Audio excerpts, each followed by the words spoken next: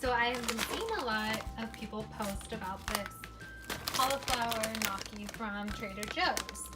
I decided, this is kind of a last minute video, but I decided that I was going to show you guys what's in it, how it tastes, and what it looks like when we cook it. So as you can see here, it shows the calories per serving are 140 for a cup, and then if you have the whole container, it's 330.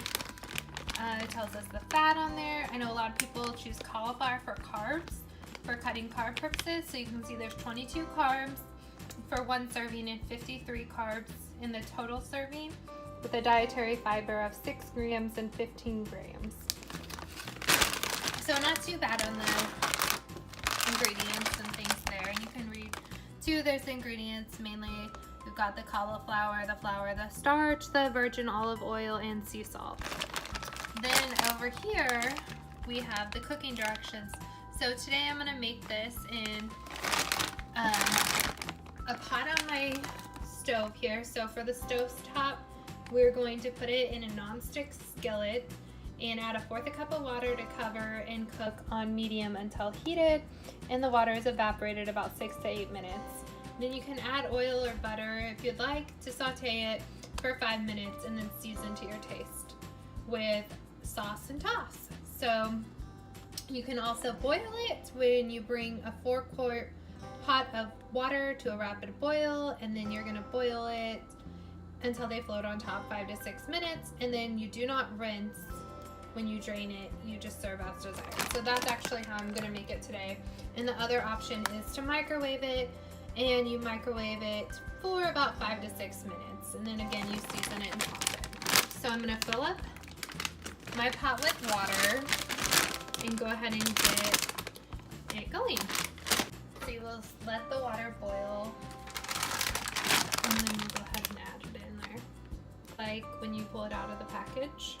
So it's just frozen, and then we'll put it in here. No, actually just pour the bag in there, and I'm gonna go ahead and open up the whole bag. You can see some of them are together and some of them are falling apart a little bit. So we'll let this boil.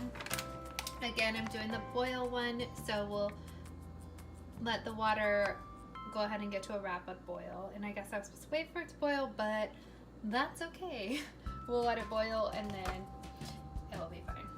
Because you can see there's some bubbles popping up from the boiling already. You can see the water boiling a little more.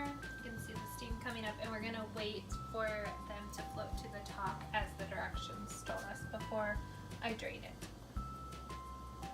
Now when the water is boiling and bubbling like this is probably when you were supposed to put them in, but that's okay, it's still working. You can see some of them are floating to the top. So I'm gonna let them do this for about 5 more minutes until they're all floating. Then we'll drain it.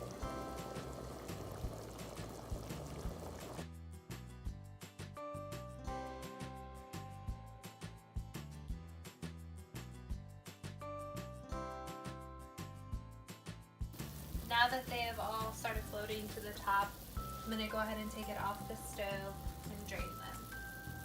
Okay, so I just drained it, but as directed, we don't rinse it. Now I'm gonna put it back in here.